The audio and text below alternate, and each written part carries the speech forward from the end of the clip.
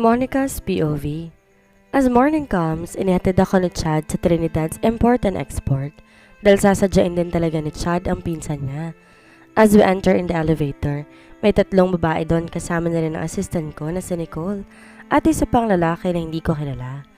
Binati nila ako na magandang umaga na ginantihan ko lang ng ngiti bago pinindot ang top floor na tayong kami lang ni Leonardo ang umuoko pa. Matagal-tagal din akong nawala at hindi pumasok, kaya parang nakakahiyang tignan ng mga empleyado. Kasama ng apat na kasama naman ni Chad dito sa loob ng elevator na may mapanuring tingin. Nanatili lang ako nakatingin sa harapan hanggang sa isa-isa nang lumabas ang apat na kasama namin at kami na lang natira ni Chad.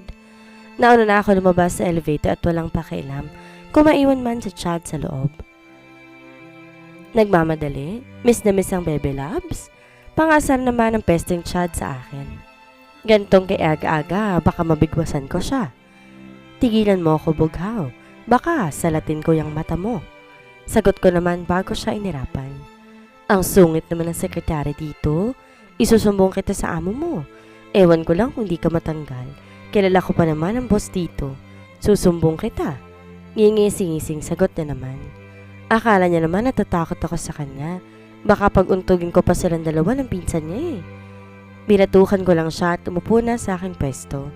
Si Chad naman dumiretso sa opisina ni Leonardo.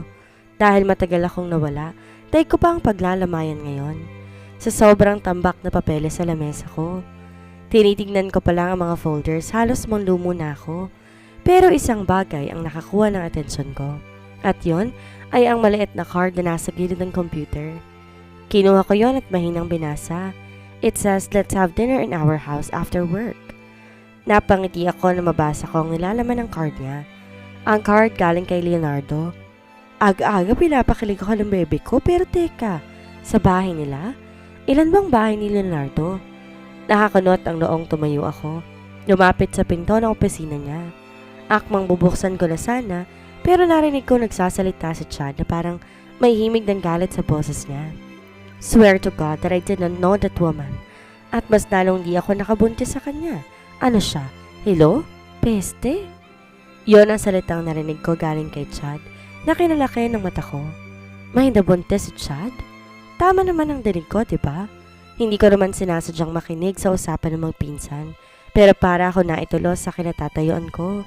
At di na makakaalis pa kaya ayun, pinagigihan ko na lang ang pakikinig. Yan ang nakuha mo sa pagkakaroon ng iba't ibang babae sa iyong kama. Hindi mo alam kung paano pakakalmain yung kasangga mo. Sagot naman ni Leonardo. Parang galit siya. At ang akala mo naman batang pasit ang pinapagalitan. Inuulit ko. Hindi ko kilala yung babaeng yon at di rin ako nakabuntis sa kanya. My dad will be very angry and my mom, well, she doesn't want to talk to me anymore. Nanlulumong sagot naman ni Chad. Kung hindi ko pa narinig ang mga yon mismo, sa magpinsan hindi ko pa malalaman na problemado pala si Bughaw. Tatalikod sana ako para bumalik sa upuan ko nang marinig kong magsalita si Leonardo. Monica, come in. I know it's you. Kitang-kita kong naumo sa glass ng top door. Sigaw ni Leonardo mula sa loob. Kulang na lang mag-init ang buong katawan ko sa sinabing iyon ni Leonardo. Oo nga pala. Bakit nawala sa isip ko na may glass ang taas ng bahagi ng pinto at makikita ang mukha na kung sino man ang tatapat doon? My goodness! Huling-huli ako sa akto. Dinig ko pa ang mga chismosa sa kanto dahil sa inakto ko, leche. Dahan-dahan kong inikot ang saradura bago bahagyang itinulak iyon. Hindi ko alam kung anong mukhang iaharap ko sa kanilang dalawa dahil huling-huli sa akto na nakikinig ako sa pag-uusap nila. Pero naiilang nang umiti lamang ako nang makaharap ko na sila. Akala ko si Ivan lang ang chismoso, ikaw din pala? Nakangiting bukad sa akin ni Chad na kinataas ng kilay ko. Sasagot sana ako pero inunahan ako ng peste. It's okay, Monica, hindi yun secret, but please, don't tell that to Bella. Alam mo naman yung pinsan mong yun. Baka hindi pa ako nakapagsimulang magpaliwanag eh. Katakot-takot na pagbubunga nga na agad ang ibabato sa akin. Mahaba niyang saan. Sa sinabing yun ni Chad, tumango na lang ako dahil tama siya. Baka nga hindi lang pagbubunga nga ang mata mo niya kay Bella. Baka karatihin pa siya. Masyado pa namang OA ang sirang yon. Pero paano na ngayon si Bella kung sakali mang nakabuntis sa Chad. Kawawa naman ang pinsan ko. In love pa naman yun sa bugok na to. Lumingon ako kay Leonardo at nakitang nakatingin siya sa akin. Kanina pa ba siya nakatitig? Hindi ko pa naman pinasadahan ng tingin ang itsura ko sa salamin. Pakiramdam ko rin na mula ang mukha ko, lalo nang maalala ko ang nangyari sa amin nung nasa rancho pa kami. Ano ba naman to? Bakit ba kasi napakagago ko? I just want to ask if which house? Aling bahay ang tinutukoy mo? Tanong ko kay Leonardo na agad namang pinutol ni Chad. Hoy, teka!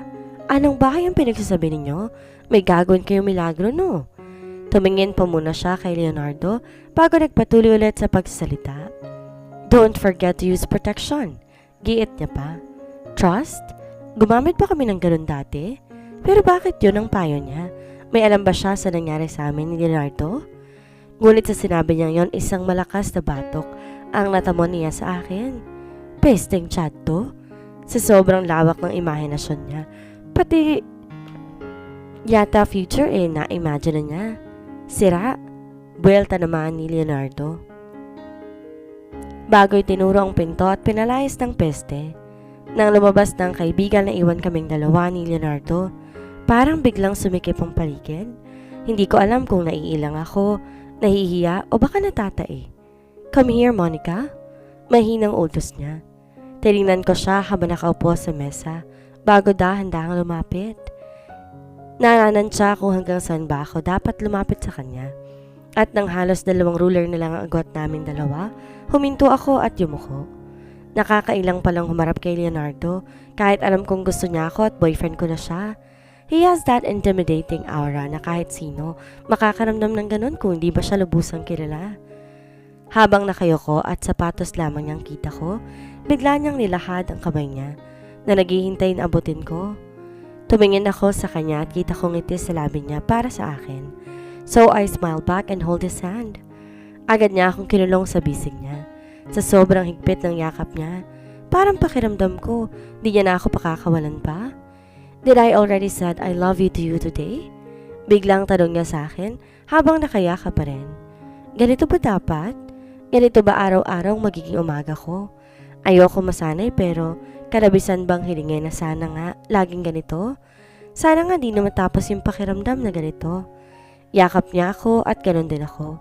Higit sa lahat, mahal niya ako at ganon din ako sa kanya.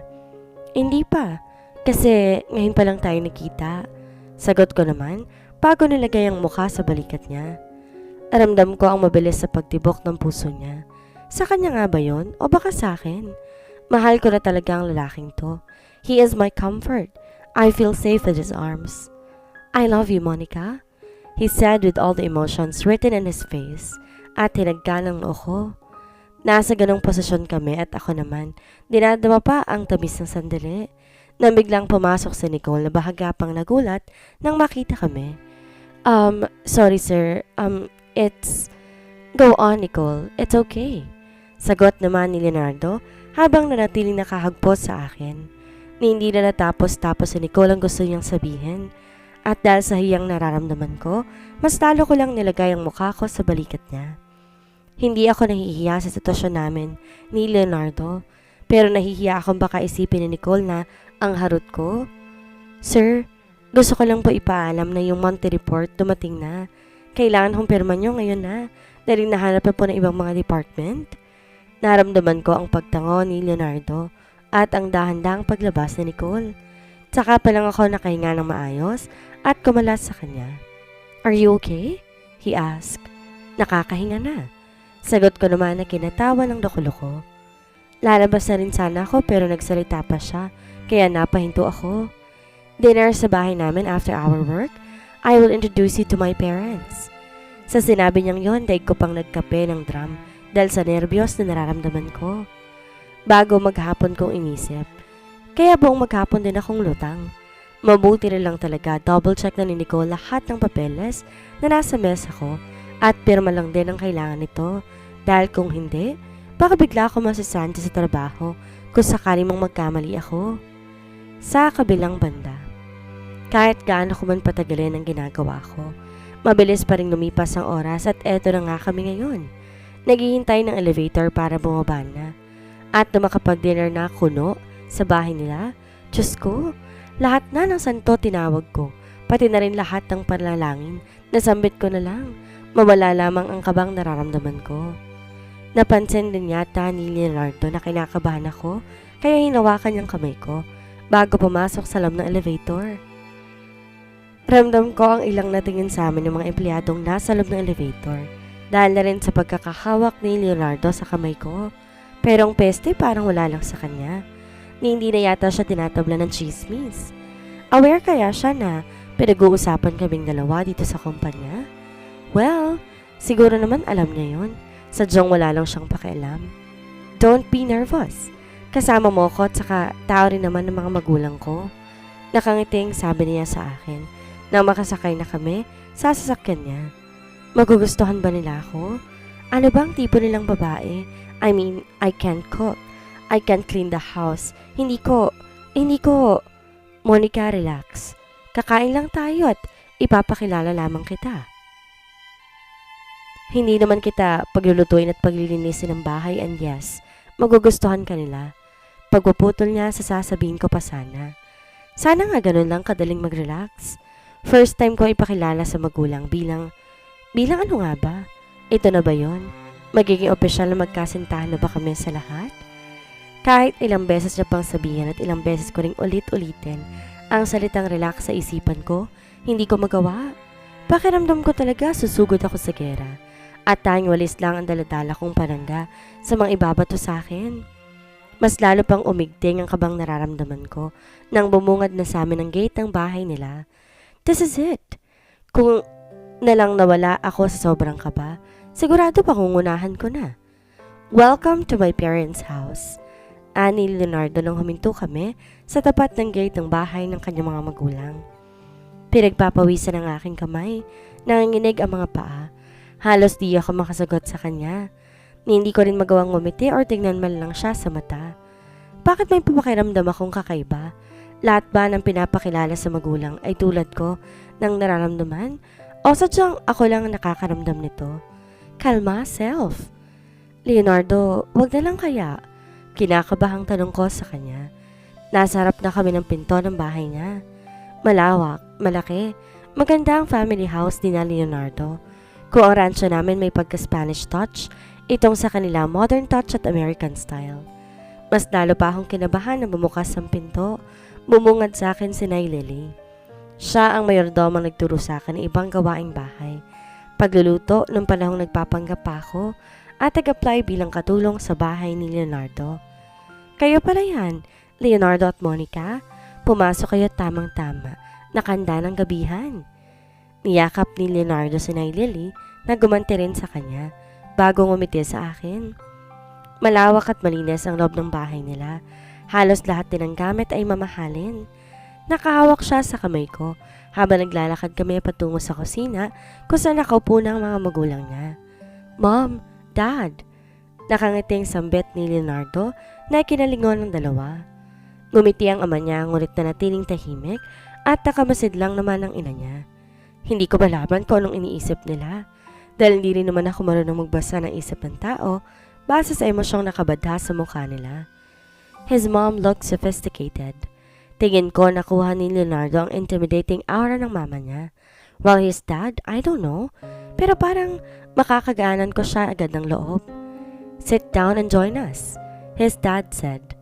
Inila ni Leonardo ang upuan sa tapat ng mama niya at doon ako umupo. Umupo rin naman kaagad si Leonardo sa tabi ko. How's work, Leonardo? His mom asked. Just fine, Mom. Sagot naman ni Leonardo. Bago nilagyan ng pinggan ko ng pagkain nakahain sa mesa. Mom, Dad, I need to meet someone special. Iho, how's Vanessa? May balita't nag-uusap na ba kayo? Pagpuputol ng mama niya bago sasabihin ito, bago tumingin pa sa akin. Para bang binabasa niyang buong pagkatao ko sa pamamagitan ng tingin? Halata ring may nais siya ipahiwatig sa pamamagitan ng pagtingin niya sa akin. Honey, let's not talk about that here. Let's just enjoy our dinner.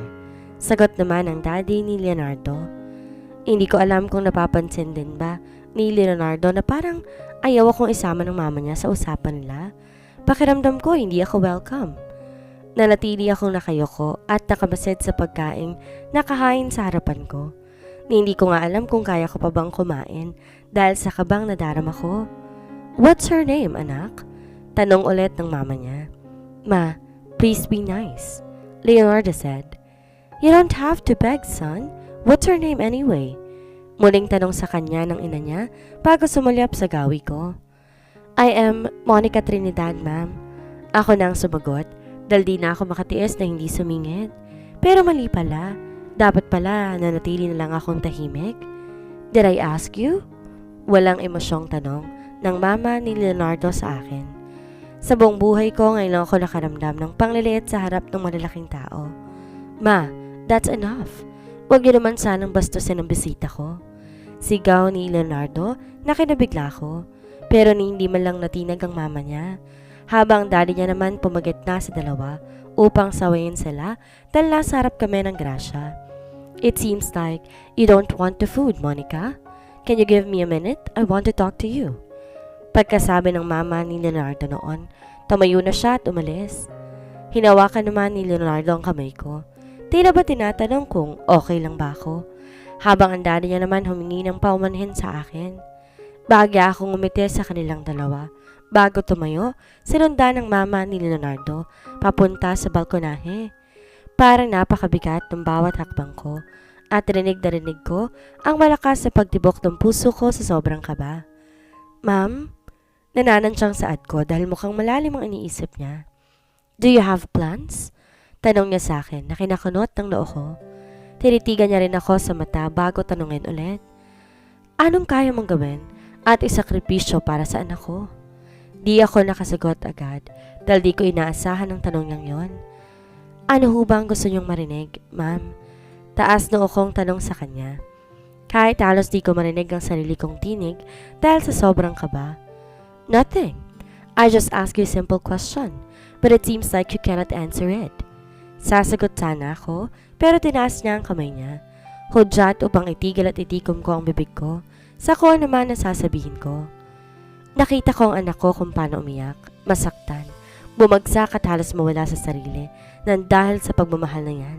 Kaya tinatanong kita, anong kaya mong isakripisyo para sa kanya? Tumalikod siya sa akin at tumingin sa kawalan, parang inaalalang nakalipas. "Vanessa is a good woman, independent, and she clearly knows what she wants." Sa kabila ng lahat ng yon, kasamang anak ko sa lahat ng plano at desisyon niya sa buhay. Ngunit sa huli, binitawan pa rin siya ni Leonardo. Bumitaw siya at napagod. Pare-pareho silang nasaktan dahil sa labis sa pagmamahal. Handa ka ba? Kaya mo bang sumugal? Mahabang salaysay niya. Pinigilan ko ang nagbabadyang luha na gustong kumawala sa mga mata ko dahil pakiramdam ko hindi ako tanggap. Hindi ako karapat-dapat. "Magkaiba ho kami ni Vanessa, ma'am." Sagot ko sa nanginginig na dinig. "Yes, malaki ang pagkakaiba niyo. Vanessa was strong and brave. I like her for my son. Pero hindi ko naman kayang hawakan ang emosyon nilang dalawa para gawin silang para sa isa't isa." Bale walang sagot niya. Ganito rin ba pakitunguhan ng mama ni Leonardo si Vanessa noon? O sadyang hindi niya lang gusto ko para sa anak niya? Ano nga ba ang plano ko? Ano nga ba ang kaya ko isakripisyo? Hindi pa ba sapat na mahal ko ang anak niya? At mahal din ako nito para masabing kami ang para sa isa't isa at hindi ang nakaraang relasyon niya?